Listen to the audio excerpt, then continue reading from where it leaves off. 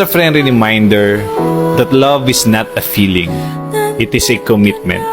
Alam mo, sa totoong buhay, hindi naman palaging masaya ang isang relasyon. Dadaan at dadaan kayo sa maraming problema, maraming pagsubok, maraming misunderstanding, tampuhan, away, at haharap kayo sa buhay na hindi naman madali. Kakaroon kayo ng sawaan, mawawala yung excitement, yung spark. Kasi nasanay naman talaga kayo sa isa't isa. Pero alam mo, sana ang huwag mawala sa inyo is piliin yung mahalin yung isa't isa. Na sana kahit anong pagdaanan yung pagsubok, andyan kayo para sa isa't isa. Lagi niyong pinipiling tulungan, palagan, at mahalin yung isa't isa. Remember that love is a choice and always choose to love each other. Okay?